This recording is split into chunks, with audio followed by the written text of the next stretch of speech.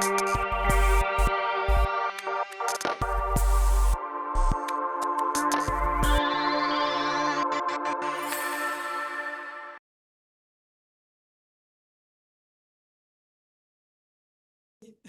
don't think I have to go into all the detail over and over again, because we all know him and know them well.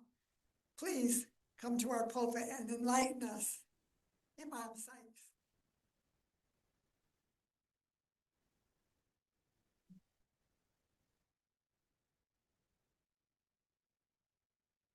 It feels like I need no formalities anymore. I mean, coming here so often. Yes. Wow. So here we are. Today I want to talk about the garden within. Cultivating hope in a fractured world. Good morning, beloved community. I greet you today with a heart tender to the sacred possibilities that arise when we gather across lines of differences in courage, in curiosity, and in care. We are here in a time when our world feels broken. Headlines are screaming. Hearts are aching as we hear every time we hear the joys and concerns. The earth is literally burning. Our inner souls feel parched sometimes in the struggle. It is easy to forget that healing does not begin out there. It begins in the quiet soil of our soul. And so today I invite you to journey with me inward, to look inside yourself, into a sacred metaphor, into the garden within.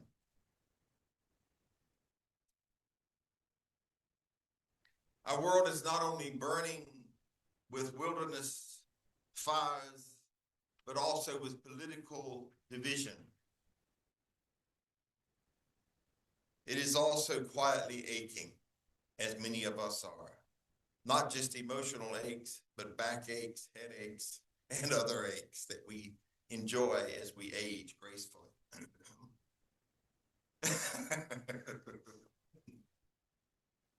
Beneath our daily routines, we go around with a smile on our face, or we try to. But beneath our daily routines are unspoken griefs.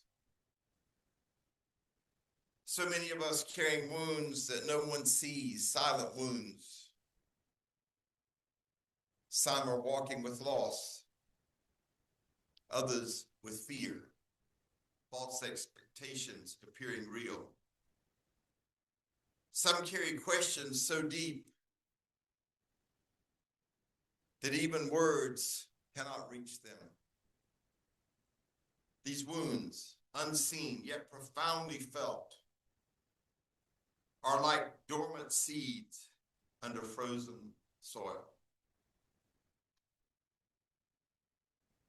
In moments like these, we must remember the soul, like the earth, can recover. This is hope for today. But it will only recover if we tend to it.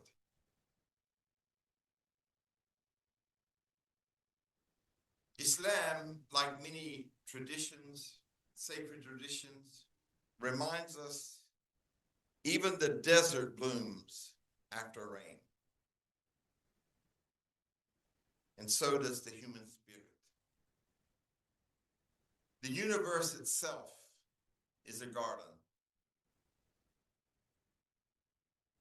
So let's take a cosmic breath together.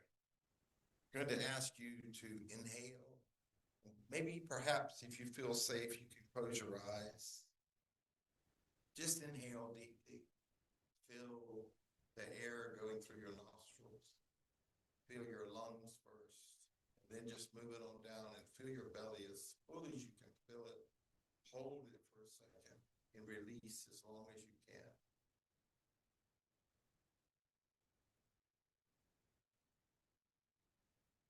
And just keep on with that breathing pattern.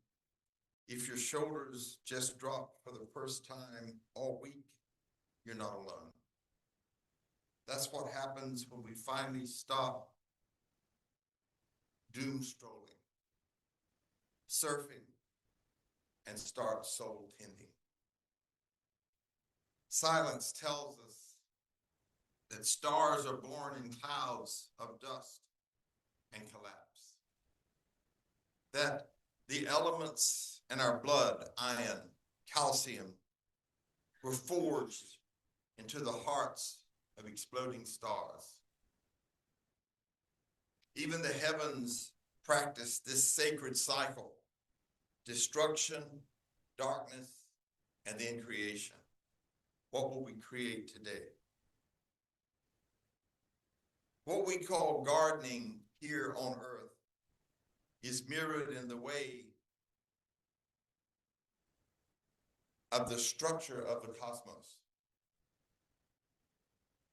And this is not merely poetic. That's not my intention. It is a pattern. It is a proof. Just as seeds crack open to become huge trees, hearts too must break to let the light in. How many of us have had major life realizations after a heartbreak? A garden is universally understood. Most people have one. If they don't have one at their home, they have one on their patio or they have one on their balcony. But many people have gardens. A symbol revered across many faiths. It is a paradise, peace, purpose, and presence. Isn't that a garden? Doesn't that sound like a garden? In the Islamic tradition, paradise is often called Jannah in Arabic, a word that literally means garden. And how often do we hear plays on the gardens of paradise? Not a sterile heaven in the sky, but a lush, living metaphor for wholeness, restoration, and spiritual rootedness.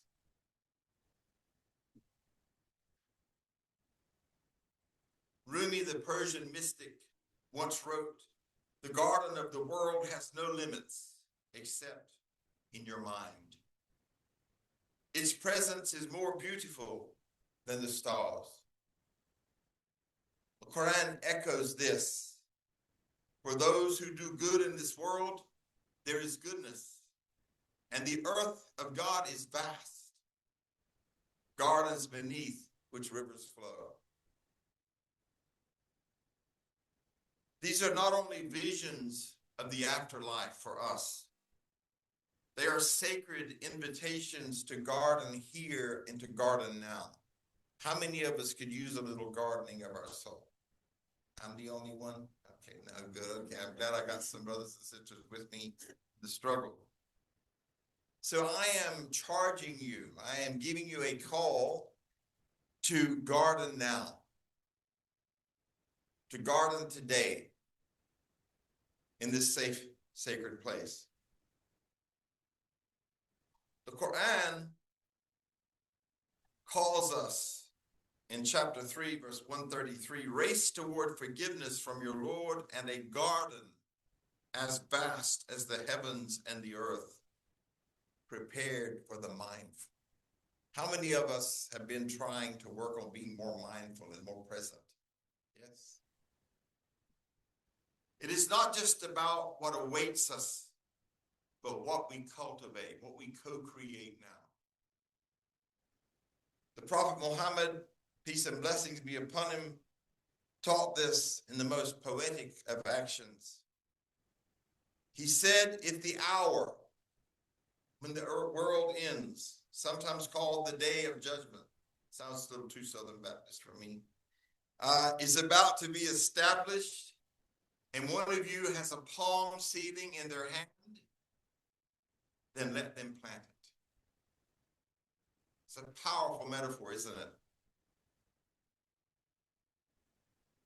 Even if the world is ending, plant something, co-create, do something. Do good, start small, refuse to give in to despair. As a psychotherapist in private practice, every day I see people in despair, and I help them rewire and reboot and create neuroplasticity, new ways of thinking. And as a result, they heal themselves.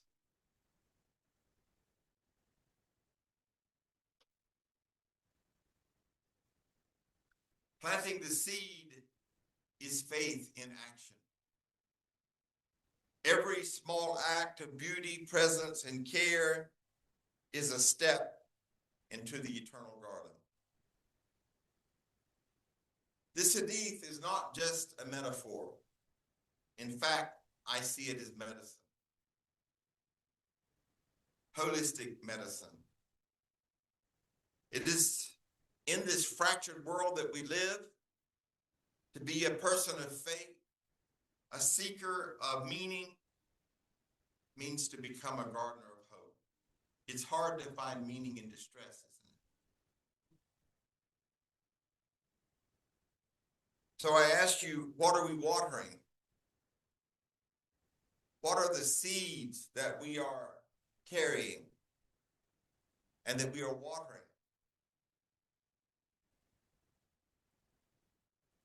Is there a human being that doesn't carry seeds? So what are we watering? Ask yourself today, what are you watering in the garden within? Are we watering resentment or compassion? I will never forgive you. I'm always amazed when I meet people. I will never forgive that person. Do you like that person not to forgive you? Are we nurturing fear or love? Are we feeding cynicism or courage? And why do I ask these questions? Because after all, don't we become what we cultivate? In Islam, intention, called niyyah, is the seed of every single action except involuntary actions. It's what turns the most mundane thing into the most spiritual thing. So we're taught to say in the name of God, the merciful and the compassionate, before we do everything. So if you meet, and you know a lot of Muslims, you'll hear them say, Bismillah, and they'll open the door. Bismillah, and they'll close the door. Bismillah, I'm going to walk down the aisle. Bismillah, I'm going to open it. There's a lot of Bismillah, beginning in the name of God, beginning with the good intention. The moment we do that, no matter what we're doing, we turn it into a sacred act. So instead of brain neuroplasticity, we have spiritual neuroplasticity.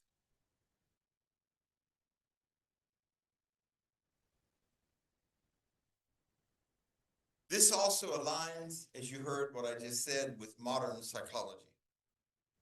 Clinical psychologist Dr. Lisa Miller noted that spirituality is neurologically wired into the human brain. And when nurtured, it creates greater resilience, connection, and meaning. Anybody could use a little bit of those. In other words, watering the inner garden builds neural pathways of hope. Where the neurons fire is where the energy goes. So if I stand here and say, oh, I'm a horrible person, I'm just a dreadful person, my brain will literally support that. And it will travel and it will create these pathways for me to just really buy into the horrible person.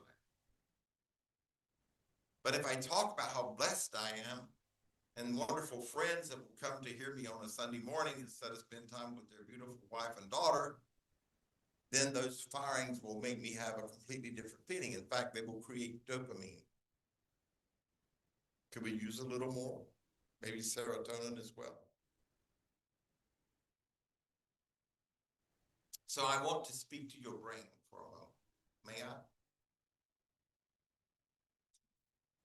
So neuroscience tells us something miraculous. I see it as miraculous. I have done in the last 4 years, 60 hours with Dr. Bessel van der Kolk's right-hand person, Dr. Gegina Fisher. And it's changed my world as a psychotherapist.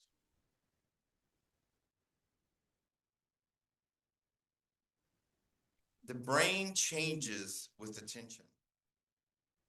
If I give it positive attention, I will produce positive thoughts. If I give it doom and gloom, guess what I'll co-create? Doom and gloom. So yes, all those years that your grandmother said, think good thoughts, turns out that grandma was actually a neuroscientist. Again, the process is called neuroplasticity. The capacity of neural pathways to rewire themselves with constant and consistent practice. If I wake up in the morning and turn the TV on and there's a Prozac commercial, within a few seconds, I'll be thinking that I'm all of those things they listed. I'm irritable, I can't sleep at night. There's not a human being, I think, that's not irritable every once in a while. It doesn't have a good night every single night they go to bed. But if I program myself with that, then I will go to my doctor and ask for a prescription of Zoloft or Paxil or one of those tests. Every single act of kindness that we do, every breath of gratitude, every pause in prayer is a watering of these pathways. We literally grow what we give attention to.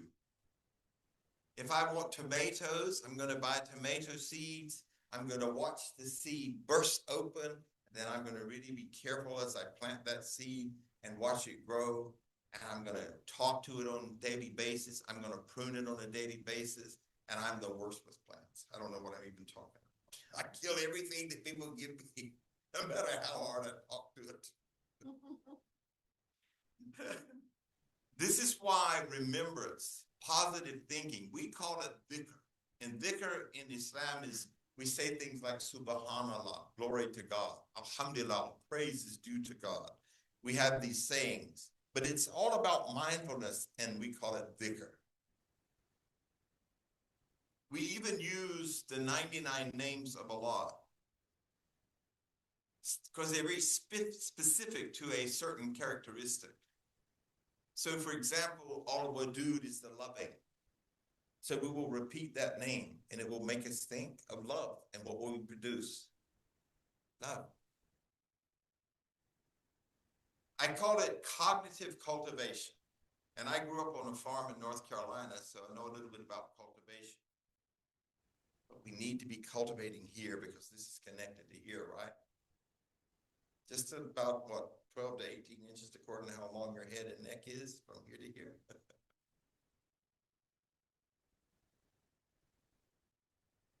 It is why the breath prayer of the Buddhist monk or the chant of a Christian contemplative is not simply repetition.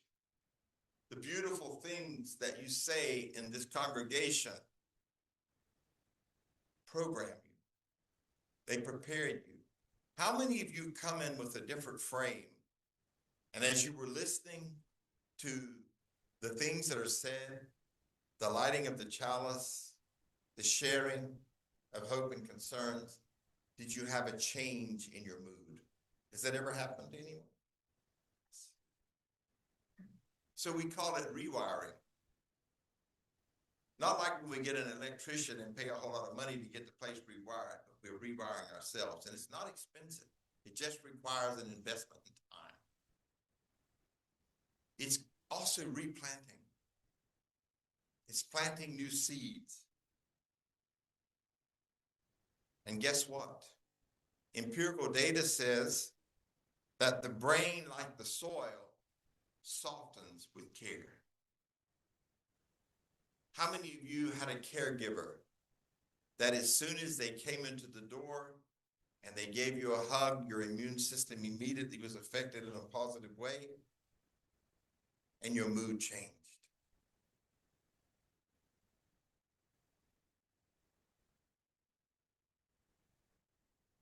Watering the soul. Every soul needs nourishment. As a matter of fact, one of the great scholars of Islam said that if you do not nourish your soul at the feet of a teacher, within 3 days, your heart begins to die. So every soul needs nourishment. And in Islam, spiritual nourishment comes from remembrance, mercy, rahmah, and tawbah, which is a returning to one's center. And we believe that everyone was born in submission to God, the Creator. I find it interesting that in the Unitarian tradition, nourishment flows through meditation, sacred stillness, justice work, and community care. So the things that you stand for are actually things that build the sword of the soul if we implement them. We may name the divine differently, but the call is the same. Return, remember, water the garden. The Prophet Muhammad, peace and blessings be upon him, was indeed a gardener. Once he was walking in a neglected orchard, and he picked up a twig. And he said, the one who believes in goodness, even if no one sees it, is like one who plants a seed in barren earth, trusting that the rain will come. So even though we don't know the outcome, the very fact that we put energy into positivity, we are training our own brains and helping support healthy training for other brains. He wasn't just a prophet of words. He was a gardener of hope. This church works a lot in the garden of hope. He planted kindness in hostile soil. He nurtured justice in the face of oppression. And he loved when it was costly to do so. In a time of occupation, of famine, of trauma in places like Gaza and Ukraine, his model still whispers.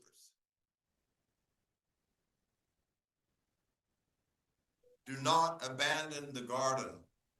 Even now, even here, plant something. For there is hope in resistance. In places like Palestine, and I know this because I know people that live there personally. I have spoken to them on the phone while listening to bombs go off in the background. Tending a garden there is an act of resistance. To water a fig tree in the West Bank, where water is rationed, is to say we will not surrender our roots. Hope is not wishful thinking. It is willful tending. When a young girl plants tomatoes in her bombed out rooftop in Gaza, it's a prophetic spiritual act. When a Ukrainian widow plants sunflowers where her village once stood, it is a sacred act of healing. And when you, beloved friend, choose to stay tender in a world that tells you to harden, you are planting a garden within. Today, I would like to do a breath practice with you, another one. And I ask you to pause with me. Place your feet gently on the floor. Don't cross your legs or cross your arms. Feel the earth. Just take a few breaths, deep, deep breaths.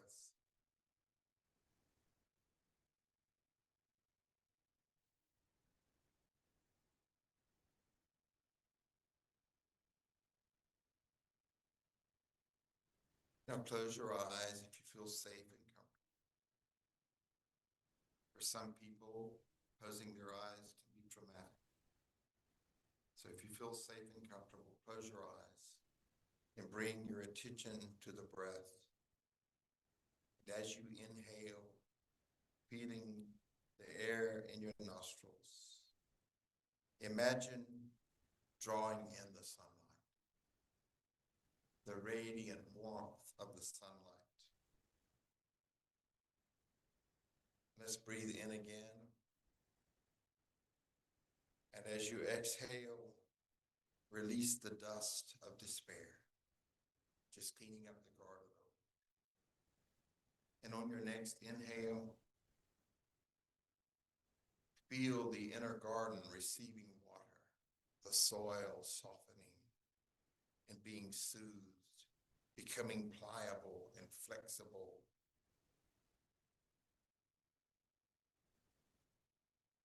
And as you inhale again very deeply,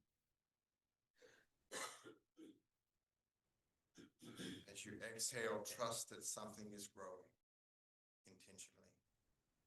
I am intentionally bringing wholeness and healing to my garden within. Now, unless you left the stove on, then maybe double check that everything else can wait. You do not need to fix everything. You only need to tend to this moment.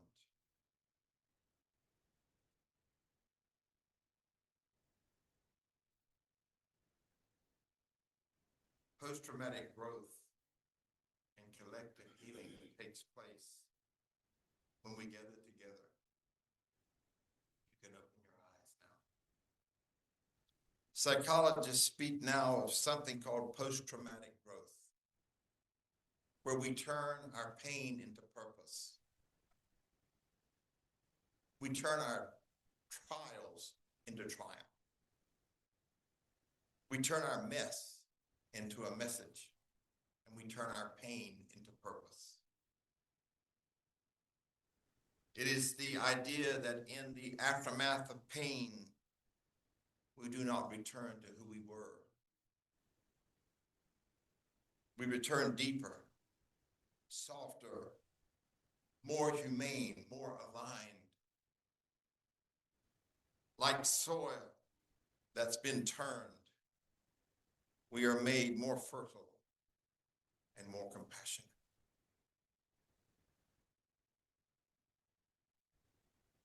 Let us be honest.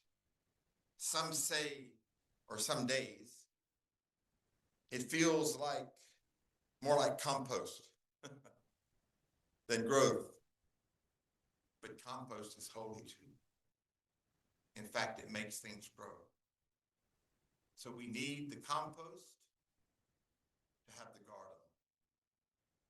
The best plants are planted thoughtfully with compost and fertilizer before we put it in the ground. It's all mixed up. Some people even put a fancy drain system in there with rocks, bricks. What are we putting in there so that we can cultivate a garden and walk around this vivacious, abundant gardens?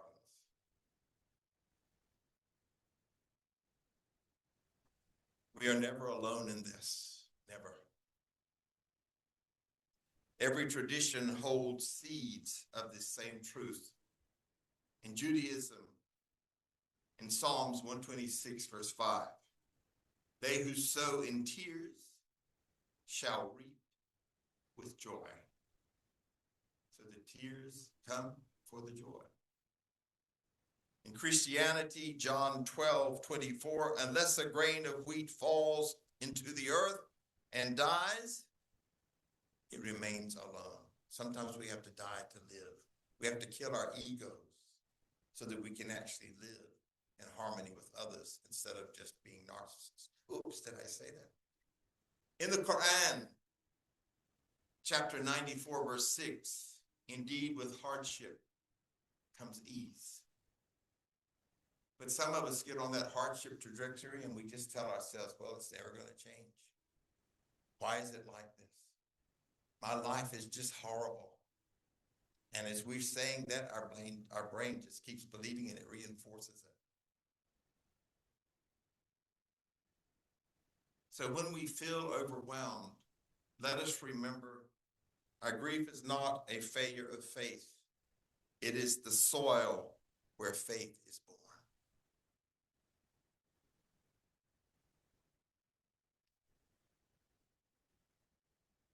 In fact, we are each other's rain.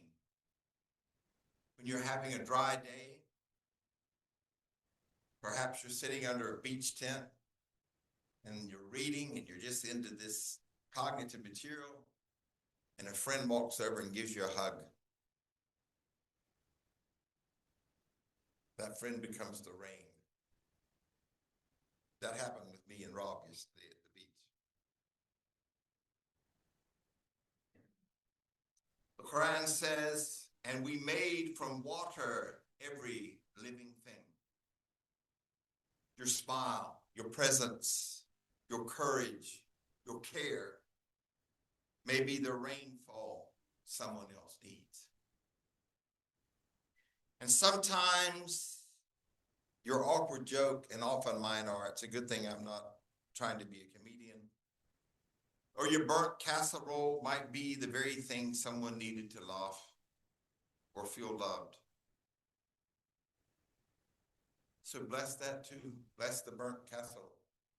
Some people will forfeit the blessing.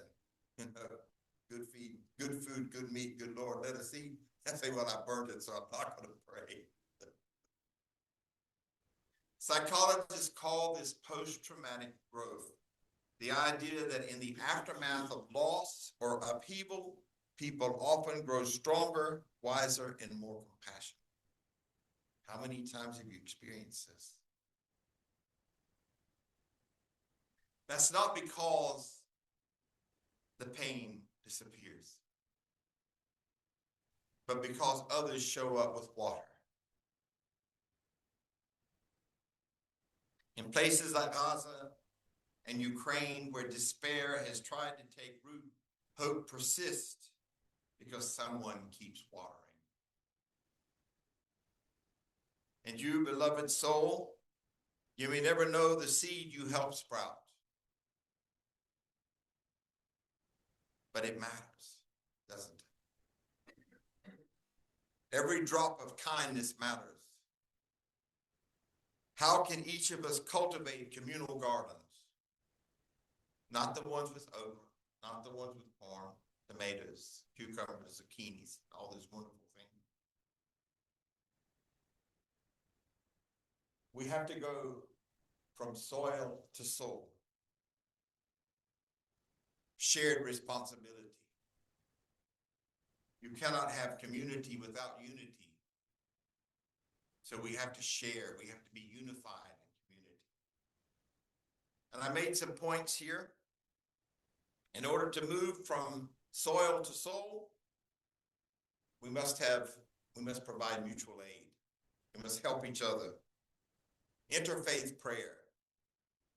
I've seen so much healing in the world with interfaith prayer. Ecological stewardship. If we don't take care of the planet, and Allah says that we should return it in the form that He gave it to us. One of the things I love about the Native Americans is that they study something 7 years before they allow it to be produced to make sure it doesn't contaminate the universe. Imagine if we took just a minute to think about what we were thinking about before we let it enter our garden. Is this thinking constructive for me? Is this thinking making me the best version of myself? supporting Philistine, Ukraine through presence or advocacy. At least every week, write a congressman, write a senator, write a commissioner. Sometimes I do 5 one week, and the next week I might miss, and the next week I'll do 2 or 3. But this is the way that we can go from the soil to the soul and make it a spiritual matter.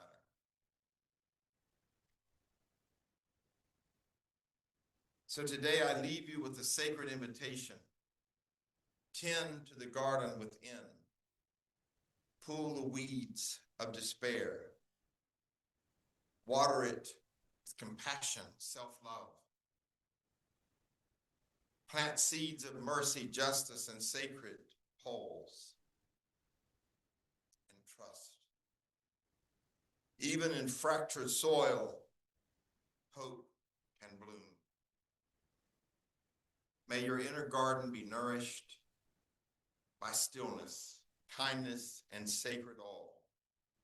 May you become a gardener of healing, even in the driest land. And may the one who created the seed and the storm, the soil and the soul, bless you in every step toward wholeness. Amin, Ashe, and may it be so. Thank you so much for inviting me to be with you today.